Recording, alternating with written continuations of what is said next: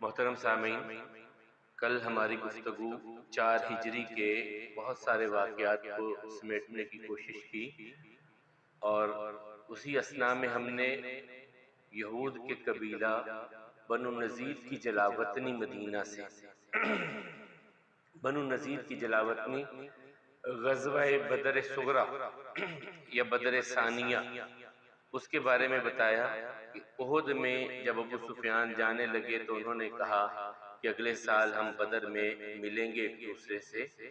رسول اللہ صلی اللہ علیہ وسلم بدر میں تیاری کر کے صحابہ اکرام کو لے کر کے گئے۔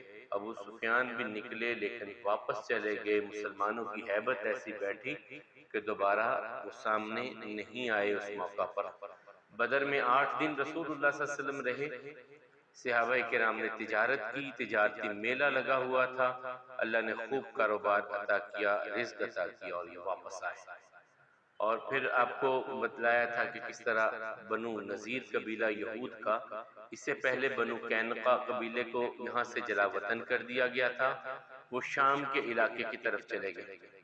یہ بنو نذیر قبیلہ جس کا سردار حیی بن اخطب، جس کی بیٹی بعد میں رسول اللہ صلی اللہ علیہ وسلم کی بیوی بنی اور مسلمانوں کی ماں بنی، سیدہ صفیہ بنت حیی بن اخطب، وہ بعد میں مسلمان جو ہے نبی کریم صلی اللہ علیہ وسلم کے نکاح میں آئی۔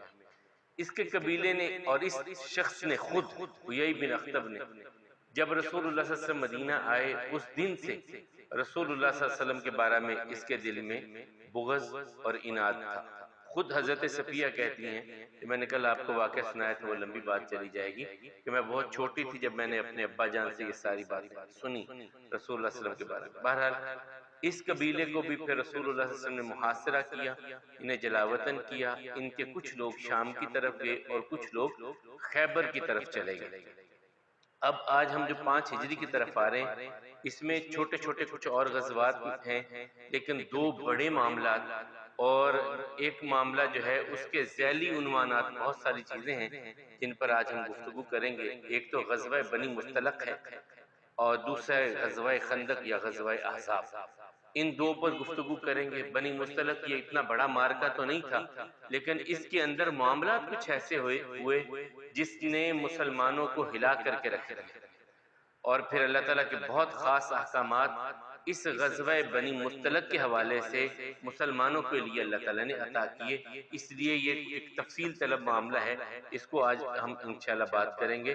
اس سے پہلے ایک چھوٹا سا غزوہ ہو چکا تھا، ذات الرقاع، اور صحابی کہتے ہیں اسے ذات الرقاع اس لیے کہتے تھے کہ مسلسل سفر کرتے ہمارے پاؤں زخمی ہو گئے تھے اور ہم نے اپنے پاؤں پہ پٹیاں باندھی تھی۔ رقاع کہتے ہیں پٹیوں کو باندھنا، کپڑے کی پٹیوں کو، ٹکڑوں کو باندھنا، تو اس لیے اسے ذات الرقاع کہا جاتا تھا۔ اس میں بھی رسول اللہ صلی اللہ علیہ وسلم کامیاب ہوئے۔ بنی مستلق یہ مکہ اور مدینہ کے درمیان میں آ جاتا ہے، مدینہ سے تقریباً 200 کلومیٹر کا فاصلہ ہے۔ حارث بن زرار اس کا جو ہے وہ امیر تھا پورے قبیلے کا، بنو مستلق کا۔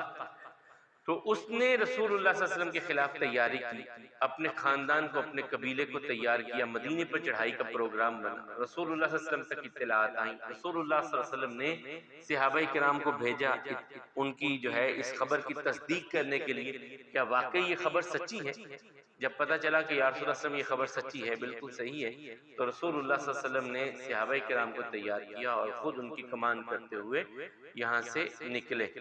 اور ایک روایت میں ہے کہ حضرت ابو بکر رضی اللہ تعالیٰ عنہ کو مہاجرین کا جو ہے وہ امیر بنایا گیا، اور حضرت سعد کو انصار کا امیر بنا کر کے رسول اللہ صلی اللہ علیہ وسلم یہاں سے نکلے۔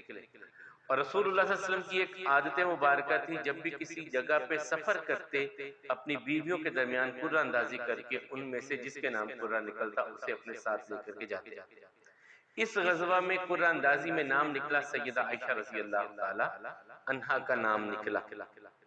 یہ آگے مسلمان جب پہنچے اور اس وقت تک ان کو، یعنی حارث بن زرار رضی اللہ تعالیٰ عنہ بعد میں مسلمان بھی یہ ہوئے، تو ان کو یہ خیال نہیں تھا کہ مسلمان ہم پر پہلے سے حملہ کر دیں گے۔ وہ اپنی تیاریاں تو کر کے بیٹھے تھے، ان کا ذہن تھا کہ ہم جا کے حملہ کریں گے، مسلمان نہیں آتے۔ لیکن جب رسول اللہ صلی اللہ علیہ وسلم وہاں پہنچ گئے، بہت مختصر سی لڑائی ہوئی اور ان کا سارا قبیلہ گرفتار ہو گیا۔ سارا قبیلہ تقریباً چند لوگ مسلمانوں میں سے اور چند کہتے ہیں 10 کے قریب صرف بنو مستلق میں سے لوگ قتل ہوئے کافروں میں سے گرفتار ہو کر کے جب یہ ساروں کو لے کے آنے لگے واپسی چلنے لگے رسول اللہ صلی اللہ علیہ وسلم تو اسی قبیلے کا ایک کنواں تھا جسے مریسی کہا جاتا تھا اس کنویں پر پانی بھرتے ہوئے دو مسلمانوں کا آپس میں جھگڑا ہو گیا ایک مسلمان میں سے حضرت عمر رضی اللہ تعالیٰ کے غلام تھے یہ ظاہر مہاجرین میں سے تھے اور ایک انصار میں سے پانی بھرنے میں دونوں میں نے پانی پہلے بھرنا سنا میں نے پہلے بھرنا یہ اختلاف ہو گیا اور اختلاف شدت اختیار کر گیا شدت ایسی ہوئی کہ اس نے آواز دی مہاجرین یہ دیکھو میرے ساتھ کیا کر اس نے انصار کو بلا لیا اب معاملہ طول اختیار کرنے لگا کہ خود رسول اللہ صلی اللہ علیہ وسلم وہاں تشریف لے آئے کہنے لگے اللہ کے بندو میری موجودگی میں تم ایسی جاہلیت کی باتیں کرتے ہو کیا انصار اور کیا مہاجرین اللہ نے تمہیں جب ایک کیا ہے تم یہ باتیں کیوں کرتے ہو اس وقت معاملہ رفع دفع ہو گیا رسول اللہ صلی اللہ علیہ وسلم نے اس عمر فاروق کے غلام اور اس انصاری صحابی کی صلح کروائی یہ ملے بیٹھے لیکن اس بات نے منافقین کو بڑا بڑھاوا دیا اور عبداللہ بن ابی اس لشکر میں موجود تھا جو منافقوں کا سردار تھا یہ اس لشکر میں موجود تھا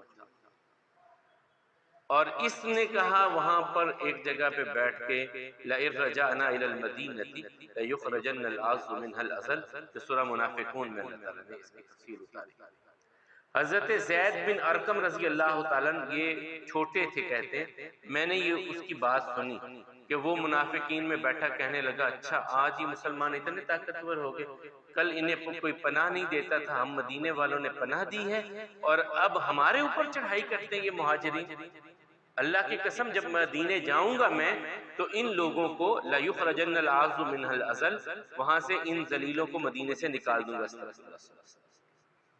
یہ حضرت زید بن ارقم نے سن لیا اب وہ غصے میں اس سے بھی باتیں کرنے لگے کہ تو ہے ہی ایسا منافق تیرے تو دل میں نبی کریم صلی اللہ علیہ وسلم کے بارے میں ویسی عداوت بھری ہوئی ہے انہوں نے آ کر کے یہ بات ساری رسول اللہ صلی اللہ علیہ وسلم سے کہہ دی کہ یا رسول اللہ صلی اللہ علیہ وسلم ایسے ایسے عبداللہ بن ابی کہہ رہا تھا اور رسول اللہ صلی اللہ علیہ وسلم نے بلا لیا اسے جب بلایا یہ تو صاف مکر گیا کہنے لگا جی ہو سکتا ہے جناب میں آپ کا سچا خادم میں ایسی باتیں کیسے کہہ سکتا ہوں یہ مغالطہ لگا ہے یہ آپ کو اور ہمیں لڑانا چاہتا ہے کوئی ایسی میں نے بات کی نہیں اب اس کے جو ساتھی منافقین تھے وہ بھی بڑھ بڑھ کے قسمیں اٹھانے لگے نہیں یا رسول اللہ صلی اللہ علیہ وسلم یہ تو ہو ہی نہیں سکتا ہم آپ کے خلاف ایسے کریں حضرت زید کہتے ہیں میں تنہائی میں رو پڑا یا اللہ میرے بارے میں اب رسول اللہ صلی اللہ علیہ وسلم شک کریں گے رسول اللہ صلی اللہ علیہ وسلم مجھ سے کہا بیٹے تو نے شاید غلط فہمی ہو گئی ہے وہ قسمیں اٹھا رہے ہیں تجھے غلط فہمی ہو گئی ہے تو نے کوئی اور بات سنی ہوگی تو سمجھا کچھ اور ہوگا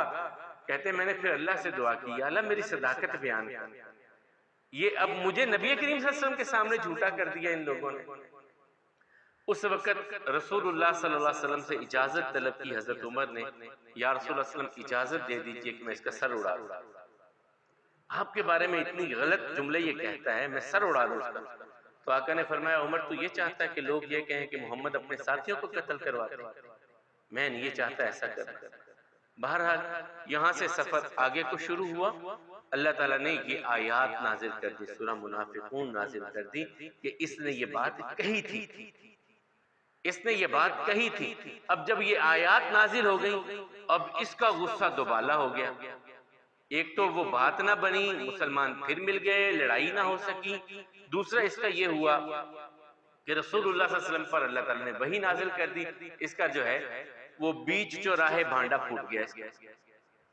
اب یہ تو بڑا اس پہ غصے میں کہ کچھ کروں اب اور اسے اس موقع اس جگہ پہ ایک موقع پھر مل بھی گیا ایسا موقع اسے مل بھی گیا یہ واپس آ رہا تھا یہ سارا قافلہ واپس آ رہا تھا تو واپسی پر رسول اللہ صلی اللہ علیہ وسلم نے ایک جگہ پہ پڑاؤ کیا سید عائشہ رضی اللہ تعالیٰ عنہ فرماتی ہیں کہ میں نے کہ اب رسول اللہ صلی اللہ علیہ وسلم کوچ کا ارادہ کریں گے میں جلدی سے قضائے حاجت کے لیے نکل گئی تاکہ سفر میں دوبارہ قافلے کو روکنا نہ پڑے میں پہلے ہی فارغ ہو کر کے آ جاؤں اور قافلے کے ساتھ چلی جاؤں میں جب نکلی ذرا دور نکل گئی اندھیرا تھا جب میں واپس آنے لگی میں نے اپنے گلے میں یوں ہاتھ رکھا تو میرے گلے کا ہار گم ہو گیا.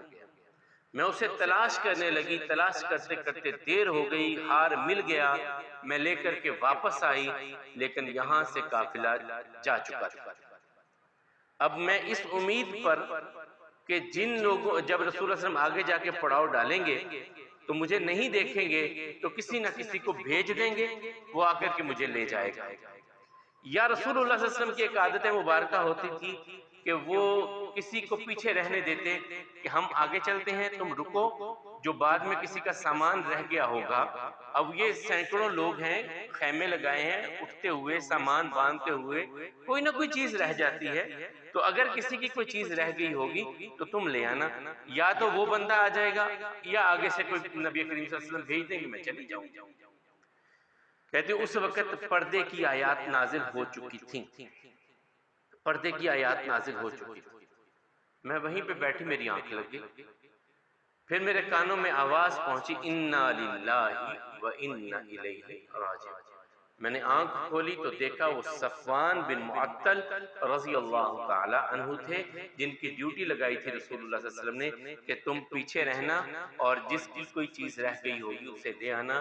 جب انہوں نے یہ مجھے دیکھا، میرے لیے اپنی سواری کو بٹھا دیا، اونٹ کو بٹھا دیا، میں اس کے اوپر سوار ہو گئی. وہ نکیل پکڑ کے آگے آگے چلنے لگے.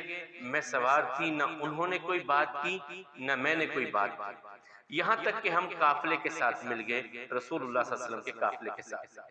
جب یہاں ملے تو عبداللہ بن ابی کو ایک موقع مل گیا. اس نے کہا عائشہ ایسے نہیں پیچھے رہی، کوئی نہ کوئی بات ہے. اسے کہتے ہیں واقعہ افک. اس کے بارے میں پھر قرآن کریم میں سورہ نور میں اللہ تعالیٰ نے احکامات اتارے، وہ آگے بات کرتے ہیں.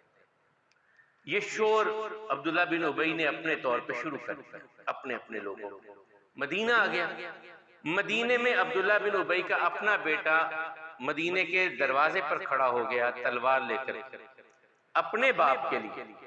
کہنے لگا ابا جان آپ نے یہ کہا ہے نا ہم ان کو نکال دیں گے، خدا کی قسم آپ اس وقت تک مدینے میں نہیں آ سکتے جب تک رسول اللہ صلی اللہ علیہ وسلم اجازت نہیں دیں گے.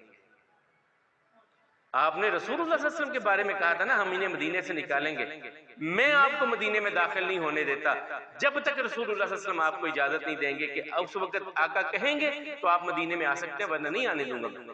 اپنا بیٹا تلوار لے کے کھڑا ہو. رسول اللہ صلی اللہ علیہ وسلم نے پیغام بھیجا جانے دو بھائی، جھگڑا نہ کرو، جانے دو اس کو. آ گیا. اب اسے یہ بھی غصہ، آیات کے اترنے کا غصہ، مسلمانوں میں جھگڑا نہ کروا سکنے کا غصہ.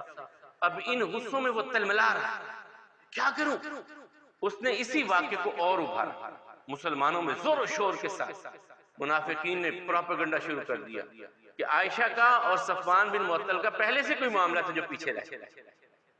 حضرت عائشہ رضی اللہ عنہ کہتے ہیں مجھے اس بارے میں کوئی خبر نہیں، طوفان مچا ہوا ہے مجھے نہیں پتا، میں گھر میں ہوں اور اللہ کے رسول صلی اللہ علیہ وسلم میرے پاس آتے، لیکن وہ پہلے جیسا رویہ نہیں تھا.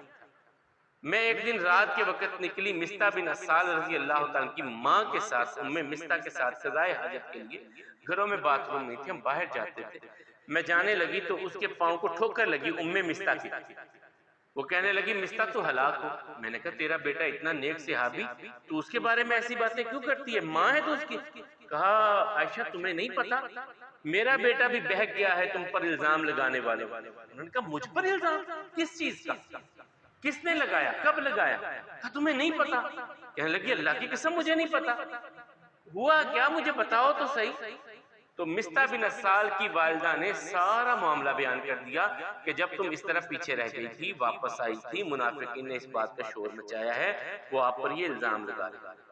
حضرت عائشہ کہتی ہیں وہاں سے گھر تک آنا میرے لیے مشکل ہو گیا اور اتنا شدت کا بخار چڑھا کہ کبھی نہیں چڑھا تھا. میں آ کے بستر پہ لیٹ گئی اور مسلسل میرے آنسو بہ رہے ہیں اور مجھے کچھ سجھائی نہیں دے رہا. رسول اللہ صلی اللہ علیہ وسلم آئے. عائشہ کیا ہوا؟ یا رسول اللہ بخار ہے. تو اگر آپ اجازت دیں تو میں اپنے ابا جان کے گھر چلی جاؤں. آقا نے فرمایا چلی جاؤ. میرے دل میں تھا کہ میں جا کے ابا جان سے پوچھوں، وہاں جا کے حالات کا پتہ کروں ہوا کیا میرے بارے میں. جب میں آئی تو میری ماں ام رومان صحن میں تھیں، میں ان کے گلے لگ کے رونے لگی۔ انہوں نے مجھے تسلی دی، بیٹا جب کسی بڑے آدمی کی بیوی ہونا، اس طرح کے معاملات تو پھر ہوتے ہی ہیں۔ تم رسول اللہ صلی اللہ علیہ وسلم کی بیوی ہو، ان کی چہیتی بھی ہو، اب لوگوں نے تو الزام لگانے ہیں، تم دل چھوٹا نہ کرو، اللہ آسانیاں پیدا کرے۔ میں نے اپنے باپ ابو بکر سے ملی، وہ بھی رو رہے، میں بھی رو رہی ہوں، اور یہیں پہ میں پھر رہ رہی ہوں کہ اللہ کے رسول صلی اللہ علیہ وسلم پر وحی ابھی نہیں آ رہی۔ لوگوں سے مشورہ کر رہے ہیں، حضرت علی سے پوچھا بتاؤ، یا حضرت اسامہ بن زید سے پوچھا رسول اللہ صلی اللہ علیہ وسلم نے، حضرت ابو ایوب انصاری خود اتنا بیان کرتے ہیں کہ میں اپنے گھر میں اپنی بیوی کے پاس بیٹھا تھا اور ام ایوب کہنے لگی کہ ان کا نام کیا تھا بھلا؟ حضرت ابو ایوب انصاری کا میں نے آپ کو بتایا تھا، خالد، ماشاءاللہ، ان کا نام خالد تھا۔ یہ کہنے لگی کہ وہ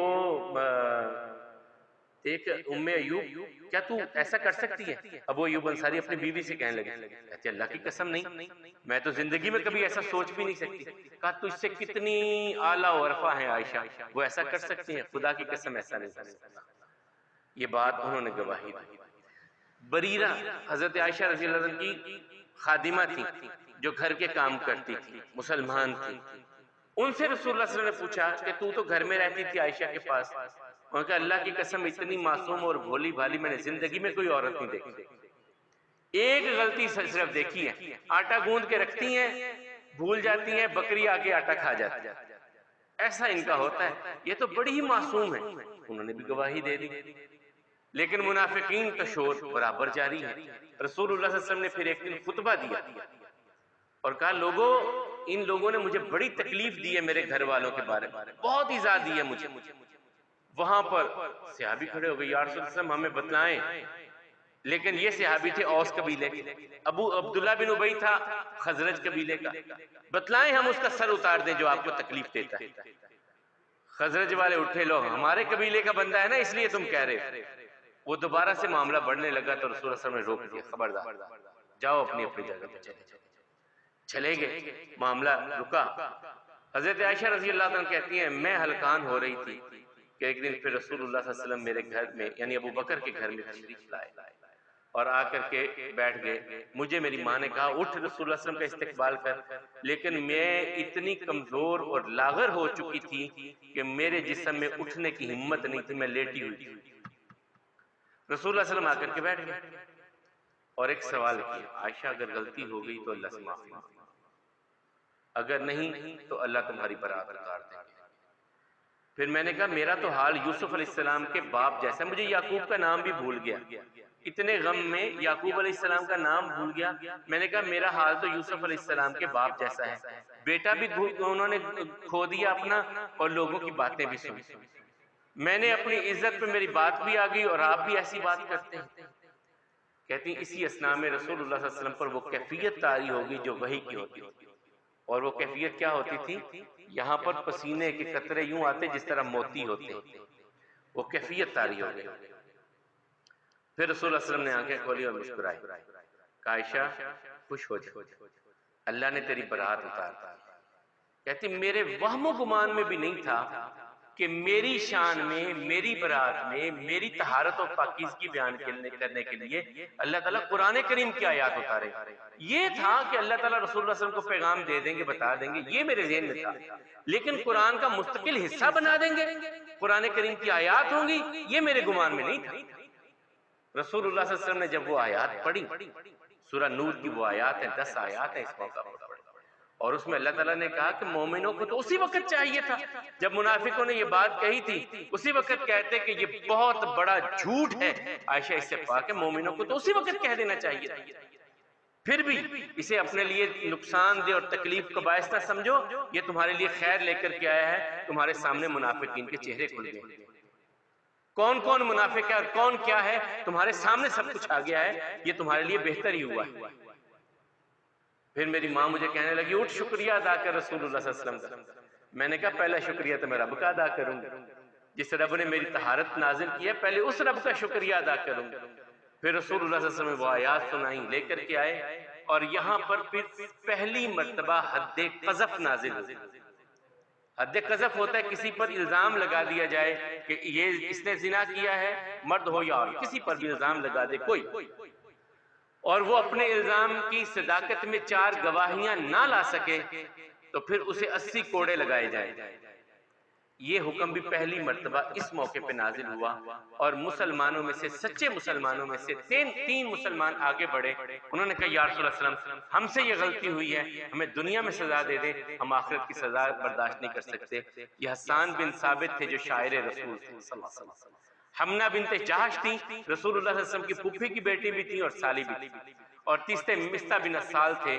یہ تینوں آگے بڑھے، ہمیں دنیا میں سزا دے دیجئے، آخرت کی سزا ہم برداشت نہیں کر سکتے۔ تو ان تینوں کو حد قذف پہلی مرتبہ لگی۔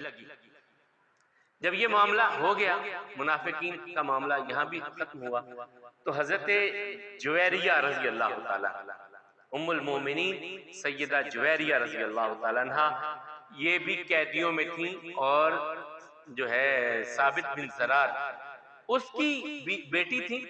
ان کا خامند غزوہ بنی مستلق کے اس غزوے میں قتل ہو چکا تھا، یہ گرفتار ہو کر کے آئیں اور ثابت بن قیس رضی اللہ عنہ کے حصے میں آئیں۔ جب انہیں تقسیم کیا گیا مال غنیمت کو تو ان کو یہ گوارا نہ ہوا، ان کا میں ایک بڑے سردار کی بیٹی ہوں اور میں لونڈی بن کے رہوں، یہ نہیں ہو سکتا، آپ مجھ سے تقاضا کریں کتنے پیسے لینے ہیں، مکاتبت کر لیں۔ مکاتبت ہوتی تھی، جو غلام آزادی چاہتا ہے وہ اپنے مالک کے ساتھ لکھا کر لیتا کہ اتنے پیسے اتنے وقت میں دے دے گا تو یہ آزاد ہے۔ انہوں نے ثابت بن قیس رضی اللہ تعالیٰ سے مکاتبت کی کہ مجھ سے مکاتبت کر لو، کتنے پیسے مانگتے ہیں؟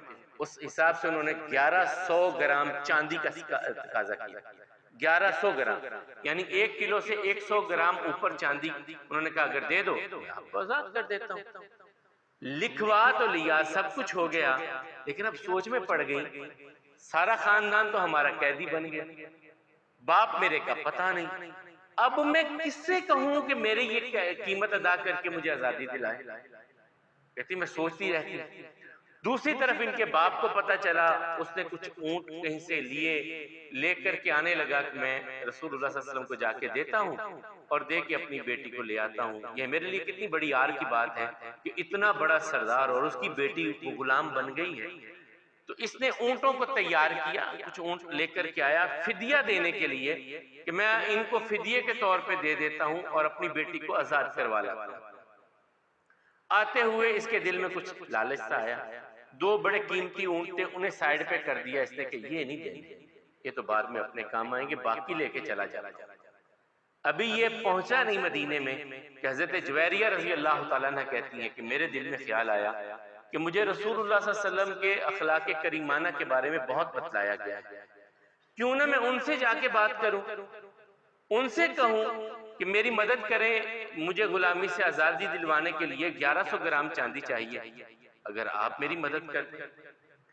کہتی ہیں کہ میں آئی تو اس وقت رسول اللہ صلی اللہ علیہ وسلم حضرت عائشہ کے حجرے میں نے اجازت دی، چلی گئی، جا کر کے بیٹھی، میں نے بتلایا کہ میں ایک بڑے سردار کی بیٹی ہوں اور میرا باپ بنو مستلق کا سردار تھا، آپ نے چڑھائی کی، وہ فرار ہوئے، خامد میرا قتل ہو گیا اور مجھے گرفتار کر لیا گیا، اور اس طرح ثابت بن قیس کے مجھے حوالے کیا گیا، میں نے اس سے مکاتبت کر لی ہے، اگر آپ مجھے میری مدد کر دیں آزادی دلانے کے لیے۔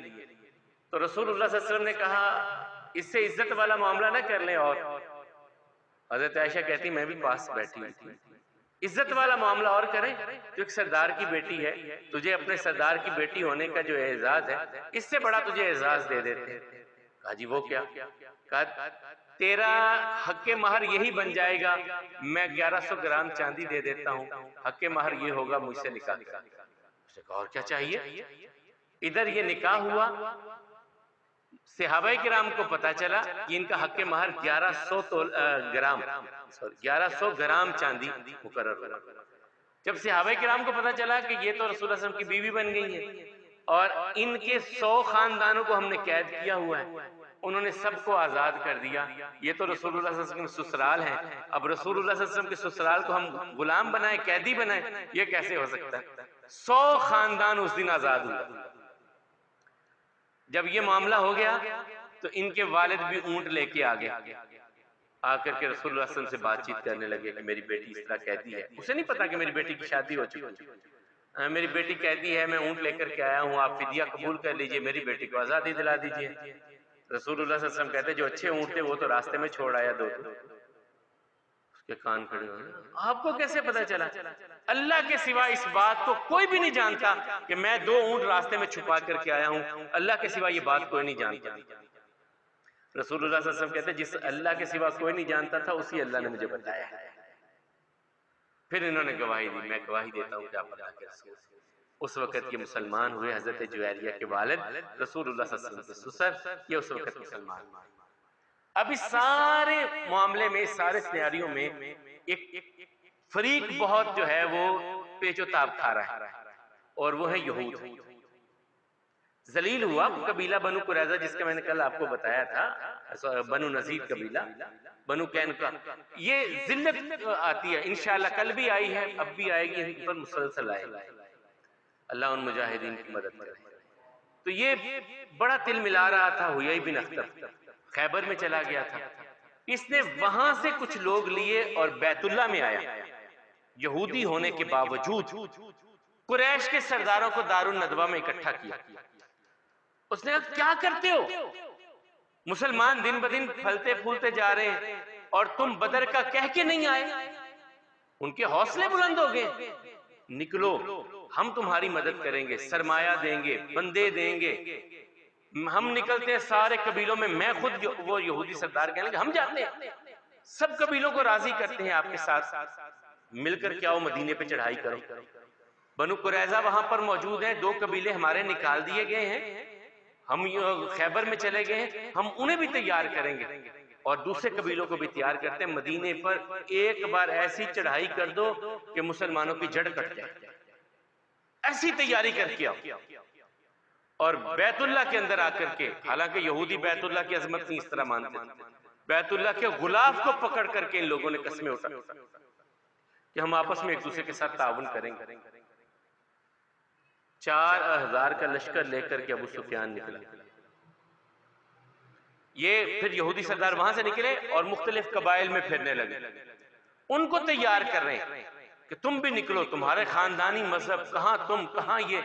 اور یہ مکے میں جب آئے نا, ان یہودی سرداروں سے مکے والوں نے پوچھا تم بتاؤ مسلمان اللہ کے چہیتے ہو سکتے ہیں؟ یہاں ہوگا مسلمان, تم اللہ کے چہیتے ہو, بیت اللہ میں بیٹھے ہو, وہ تو بچارے کہاں دربدر ہو رہے ہیں. یہ اس حد تک انہوں نے نفرت پھیلائی یہودیوں. خیر رسول اللہ صلی اللہ علیہ وسلم کو بھی اطلاعات ملتی جا رہی تھی کہ اس طرح مکے میں تیاری ہو رہی ہے اور یہودیوں نے یوں قبائل میں بھی آگ لگائی ہے. تیاری کی اور تقریباً اندازہ تھا کہ یہ 10,000 کے قریب لشکر آ رہے ہیں. رسول اللہ صلی اللہ علیہ وسلم نے صحابہ کرام کو بٹھا لیا, بات کرو کیسے کرنا ہے, کیا کرنا ہے, کس طرح چلیں. 10,000 یہ اس وقت پوری مدینے کی آبادی اتنی نہیں, جتنا بڑا لشکر لے کر کے آ رہے تھے, پوری مدینے کی آبادی نہیں اتنی, کیا کریں. حضرت سلمان فارسی رضی اللہ تعالیٰ انہوں نے کہا یا رسول اللہ صلی اللہ علیہ وسلم میں تجویز دوں ایک, تم بتاؤ. ہر ایک کو بولنے کا حق ہے, ہر ایک یہی تو وہاں کی خوبصورتی تھی جو اللہ تعالیٰ نے کہا وشاورہم فی الامر, ان کے ساتھ آپ مشورہ کیا کریں. تو آقا علیہ الصلوۃ والسلام نے کہا بتاؤ سلمان. کہا ہمارے ہاں یہ ہوتا تھا جب کوئی دشمن اس طرح آتا ہم ایک خندق کھود لیتے اور وہ دشمن خندق کے پار رہتا اور وہ اتنی چوڑی ہوتی تھی کہ کوئی بڑے سے بڑا شاہ سوار بھی گھوڑا دوڑا کے اسے پار نہیں کر سکتا تھا, اتنی چوڑی ہونی چاہیے.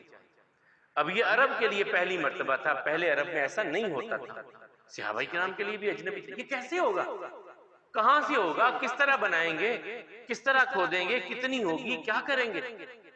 تو رسول اللہ صلی اللہ علیہ وسلم کو یہ مشورہ پسند آیا. رسول اللہ صلی اللہ علیہ وسلم نکلے. یہ تقریباً 4-4.5 کلومیٹر کے قریب بنائی گئی خندق بنائی گئی. وہ اتنی چوڑی تھی, بعض نے کہا یہ 7 میٹر یعنی 20-21 فٹ کے قریب یہ چوڑی تھی کہ کوئی گھوڑا دوڑاتا ہوا اس کے اوپر سے گزر نہ سکے. اور یہ تقریباً 4 یا 5 میٹر 15 سے 20 فٹ 18 فٹ کے قریب یہ گہری کھودی گئی کہ اگر کوئی آئے بھی تو گرے پھر اٹھ کے اوپر نہ آ سکے, اتنا گہرا نیچے چلا جائے. یہ ساری تیاری, اور اس میں خود رسالت مآب صلی اللہ علیہ وسلم کر رہے جو ہے وہ مٹی کو نکال رہے ہیں خندق سے. پیچھے جبل صلا رکھا گیا تاکہ یہاں سے محفوظ رہیں، سامنے خندق آ گئی تاکہ یہ ایک مضبوط قلعے کی شکل بن جائے۔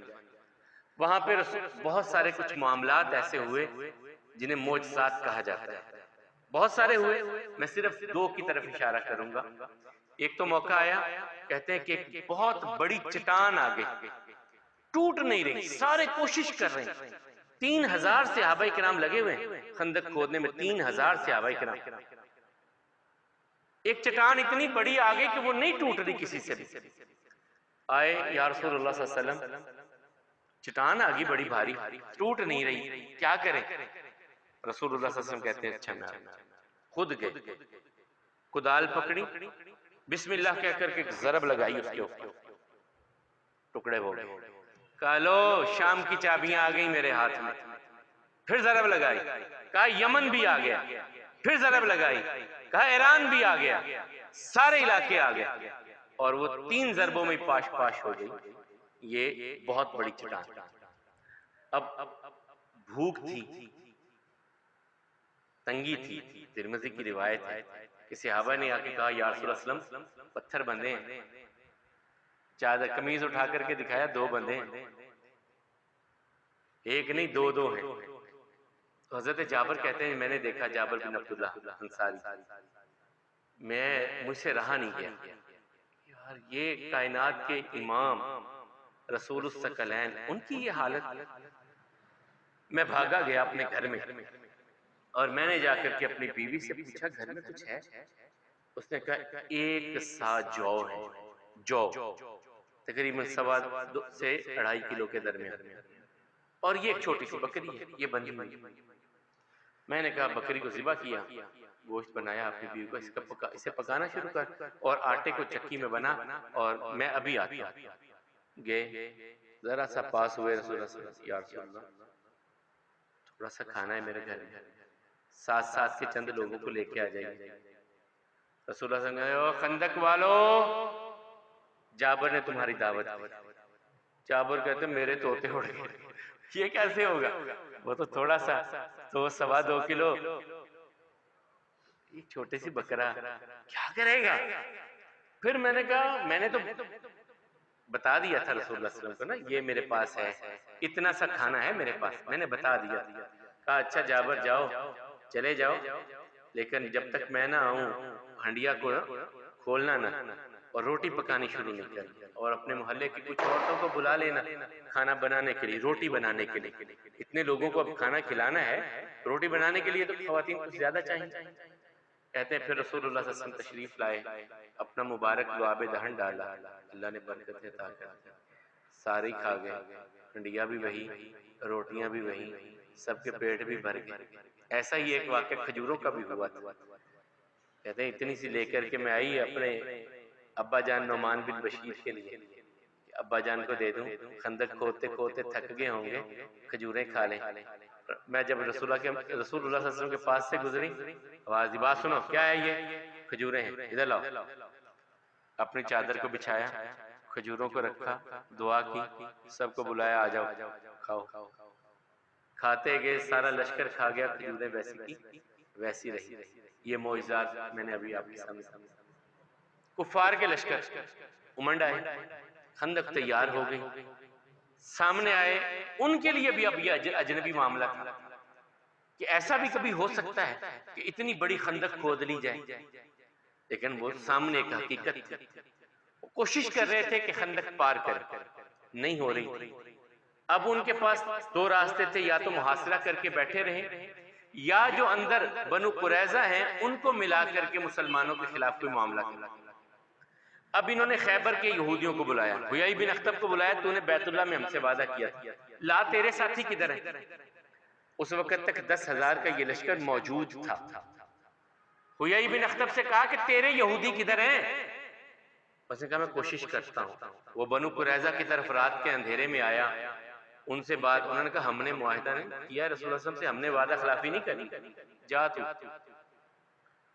وہ ایک سے دوسرا، دوسرے سے تیسرا منوا لیا اس نے آخر ان کو، لیکن یہ ابھی بھی سہمے ہوئے تھے۔ رسول اللہ صلی اللہ علیہ وسلم کو پتا چل گیا، پیغام بھیج دیا اگر تم نے کوئی شرارت کی تو تم سے وہ معاملہ کریں گے جو پہلوں سے نہیں کی۔ یاد رکھنا بنو قریظہ کو پیغام بھیج دیا. اب کافر سامنے کوشش کر رہے ہیں، کسی نہ کسی دن تیر اندازی بھی بہت کرتے ہیں، کوشش کرتے ہیں کہ کسی طرح ہمارے گھوڑے اس طرف اتر جائیں. ایک دن ہوا بھی، اکرمہ بن ابی جہل، عمر بن عبد ود، یہ آ بھی گئے اپنے گھوڑوں کو، جہاں ایک جگہ سے انہوں نے دیکھا کہ خندق چھوٹی ہے، وہ اپنے گھوڑے پیچھے سے دوڑاتے ہوئے آئے اور پار کر کے خندق آئے. دو اس یہاں پہ روایات کہ حضرت علی رضی اللہ عنہ اس موقع پر ویسے گشت کر رہے تھے اس علاقے میں، خندق کے اس حصے کی پہرے داری کر رہے تھے. یہ سامنے آیا اور اس کو للکارا، تو یہ سامنے آ کر کے جب اترا اپنے گھوڑے سے تو مقابلہ ہوا، مر گیا. ایک یہ ہے کہ یہ رسول اللہ صلی اللہ علیہ وسلم کے سامنے آ گیا. وہاں اس نے آگے کہا ہے کوئی سامنے آئے، تو انہوں نے یوں پلٹ کے دیکھا حضرت علی رضی اللہ عنہ رسول اللہ صلی اللہ علیہ وسلم کی طرف، ادھر سے اشارہ ہونے کی دیر تھی سامنے. ہاں بھائی کون؟ کہا میں ہزار بندے کو کچھ نہیں سمجھتا، تو کیا؟ اچھا چل پھر آج پتہ چل جاتا ہے تو کیا اور میں کیا. تو لمحے، چند لمحے، کوئی لمبا چوڑا معاملہ نہیں، لمحوں میں عمر بن عبد ود جسے 1000 بندوں پہ بھاری سمجھا جاتا تھا، خاک و خون میں لت پت تھا. اکرمہ کہتے ہیں میں نے پھر بھاگا، واپس دوڑا، میرے ساتھ ایک اور بھی تھا، ہم بھاگے واپس، لیکن ادھر سے تیر بہت برساتے تھے. ایک دن اتنے برسائے کہ ظہر بھی گئی، عصر بھی گئی، مغرب بھی گئی، عشاء ہونے کے قریب ٹائم پہنچ گیا. ظہر، عصر اور مغرب تینوں نمازیں ہماری چلے گی. رات ڈھلنے کو پھر رسول اللہ صلی اللہ علیہ وسلم نے بلایا بلال، اذان دی. اور یہ کہتے ہیں ایک موقع تھا ایک اذان کے ساتھ 4 نمازیں پڑھی، ایک اذان کے ساتھ 4 نمازیں. اذان ہوئی، کہا اقامت کہو، ظہر پڑھیں گے، ظہر پڑھی پھر اقامت کہو، عصر پڑھی پھر اقامت کہو، مغرب پڑھی پھر اقامت کہو، عشاء پڑھی. پھر ایک دن ایسا بھی ہوا کہ رسول اللہ صلی اللہ علیہ وسلم نے عصر کی نماز چلی گئی، دن ڈھل گیا، مغرب کا وقت ہو گیا، تو عمر رضی اللہ عنہ بھی آ رہے ہیں. اللہ غارت کرے آج تو اتنا مشغول کر دیا کہ نماز ہی نہیں پڑھ سکے، اب میں بھی نہیں پڑھ سکا. پھر رات ہو گئی تھی، مغرب کا وقت گزرنے والا تھا، اس وقت مغرب اور عصر کی نماز ادا کی. یہ محاصرہ 10 دن 20 دن اس کے قریب رہا. پھر اللہ کے رسول صلی اللہ علیہ وسلم نے دعا کی. اب یہودی بھی ان کو کوئی سپورٹ نہیں کر رہے، وہ یہ سوچ کے نہیں آئے، سوچ کے تو یہ آئے تھے کہ 2 دن 1 دن 2 دن مقابلہ کریں گے، بات ختم، وہ اپنے گھر ہم اپنے گھر، جو بھی ہوگا. لیکن یہاں 1 مہینہ وہ راشن، وہ سارا معاملہ. تو جب یہ کیفیت بڑھتی چلی گئی تو ابو سفیان بھی جھنجھلا گیا. اس نے حیی بن اخطب کو بلایا جو یہودیوں کو بڑا، اور تو وہاں تو بڑی باتیں بڑھ کے کر رہا تھا ہمارے ساتھ کہ آپ آئیں مدینہ، ہم آگے، اب تیری مدد کدھر ہے، تیرا قبیلہ کدھر ہے؟ اس نے کہا میں نے کہا تھا، وہ نہیں مانے، وہ ایسا. اب ان میں دونوں میں بڑی تو تکرار ہو گئی، اور تم ہو ہی بندر و خنزیر کی اولاد. اس طرح کی باتیں ہو گئی. جب اتنی بڑھ گئی بات تو یہ پورے لشکر میں انتشار سا پھیلنے لگا. اب رسول اللہ صلی اللہ علیہ وسلم دعا کرتے ہیں یا اللہ معاملے کو آسان کر. پھر اللہ تعالیٰ نے معاملہ آسان کیا. ایک رات میں سخت ٹھنڈی ہوا چلی، اتنی چلی کہ ان کی جو بڑی بھاری دیگیں تھیں وہ اس طوفان کے ساتھ الٹ گئی. اب اس طوفان کے ان کافروں کے دلوں پر اتنا سخت جو ہے روب ڈلا، اتنا سخت روب ڈلا کہ جس کا جدھر منہ آیا بھاگتا چلا گیا. پھر رسول اللہ صلی اللہ علیہ وسلم نے فرمایا، یہ 3 موقع تھے جب اہلیان مکہ رسول اللہ صلی اللہ علیہ وسلم کے سامنے آئے، بدر میں، احد میں اور خندق میں. اسے احزاب بھی کہتے ہیں. اور 22ویں پارے میں اور اس 21ویں پارے میں اسی کی نام کی سورت احزاب ہے. احزاب حزب کی جمع ہوتا ہے. یہ بہت سارے قبیلے، بہت سارے گروہ مل کر کے آئے تھے، اس لیے اسے احزاب کہا جاتا ہے. خندق اسے اس لیے کہا جاتا ہے کہ رسول اللہ صلی اللہ علیہ وسلم نے خندق کھودی تھی. یہ دونوں نام اس کے. اب جس کا جدھر منہ آیا چلا گیا. تو رسول اللہ صلی اللہ علیہ وسلم کہنے لگے یہ آخری موقع تھا کہ کافروں نے تم پر چڑھائی کی، اب جب بھی چڑھائی کریں گے ہم ان پر کریں گے. یہ آخری موقع ہے، اب نہیں آئیں گے. اب ان میں اتنی ہمت نہیں ہے کہ میرے سامنے آئیں، اب ہم جائیں گے ان کے مقابلہ میں.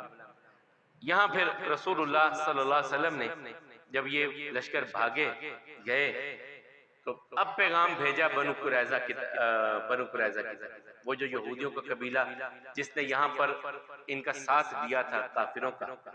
دو قبیلے پہلے انہیں جلا وطن کیا جا چکا تھا، بنو نذیر اور بنو قینقاع کو. بنو قینقاع پہلے گئے، بنو نذیر بعد میں گئے. اب یہ تیسرا قبیلہ. رسول اللہ صلی اللہ علیہ وسلم نے کہا تم نے وعدہ خلافی کی، تمہارا ہمارا معاہدہ تھا کہ مدینے کے اکٹھے دفاع کریں گے اور کسی باہر سے آنے والے دشمن کو ہم پناہ نہیں دیں گے، کسی کے ساتھ سازش میں شریک نہیں ہوں گے. تم نے یہ ساری شرطیں توڑی. اور اس کے بارے میں آتا ہے کہ رسول اللہ صلی اللہ علیہ وسلم ابھی گھر آئے ہیں، غسل کیا، جبریل امین علیہ السلام آگے، یا رسول اللہ صلی اللہ علیہ وسلم آپ نے لباس بدل لیا؟ میں نے تو نہیں ابھی بدلا. چلیے ادھر جانا ہے، عصر کا وقت ہے، نکلیے بنو قریظہ. پھر وہ ان کا محاصرہ کر لیا. اس محاصرے میں انہوں نے بڑی لیت و لال کی. پھر ایک دن انہوں نے ہتھیار ڈال دیے، اور ہتھیار ڈالے جب تو رسول اللہ صلی اللہ علیہ وسلم فرمایا تمہارا فیصلہ. انہوں نے کہا جی ہمارا فیصلہ ایسے کہ آپ سعد بن عبادہ سے کہیں وہ فیصلہ کر دیں. ان کے پرانے تعلق سعد بن عبادہ رضی اللہ تعالیٰ کو بلائے گا، اور یہ زخمی ہو چکے تھے، خندق میں زخمی ہو چکے تھے. یہ آئے، انہوں نے کہا یا رسول اللہ عورتوں اور مردوں کو قیدی بنا، عورتوں اور بچوں کو قیدی بنایا جائے. انہوں نے اس طرح ہمیں دھوکہ دیا ہے، اور ان کے جو لڑائی کے قابل مرد ہیں انہیں قتل کر دیا. 700 بندے کو مارا گیا. 700 کافر، ان کی بدعہدی کی وجہ سے یہودی اس دن قتل کیا گیا. چلیں اس کے بعد جو معاملات ہوئے وہ ہم انشاءاللہ کل بیان کریں گے. 6 ہجری میں کون سے بڑے بڑے معاملات ہوئے. آج ہماری 5 ہجری کے معاملات تھے. دن تھوڑے رہتے جا رہے ہیں، باتیں بہت زیادہ ہیں. میں بہت کوشش کر رہا ہوں کہ اسی وقت میں بات کو مکمل کرنے کی. آج غزوہ بنی مستلق یہ بڑا غزوہ نہیں تھا، چھوٹی لڑائی تھی، لیکن اس میں معاملات کچھ ایسے آئے کہ جو مسلمانوں کے لیے امتحان بنے، اور عبداللہ بن ابی کا چہرہ سامنے آیا. وہ میں نے آپ کے سامنے رکھا، اور خندق کے معاملات کو رکھا، اور سیدہ جویریہ بن حارث بن زرار رضی اللہ تعالیٰ عنہما، ان کی شادی رسول اللہ صلی اللہ علیہ وسلم کے ساتھ میں نے آپ کے سامنے رکھنے کی کوشش کی ہے. خندق کے جو معاملات تھے وہ تھے آپ کے سامنے، اور اللہ تعالیٰ نے جو کامیابی عطا فرمائی. اگلی کی بات انشاءاللہ کل کریں گے. اللہ تعالیٰ آپ سب کو مجھے سمیت صحت اور ایمان والی زندگی عطا فرمائے. اقول قولی ھذا والحمد للہ، استغفر اللہ لی ولکم ولسائر المسلمین.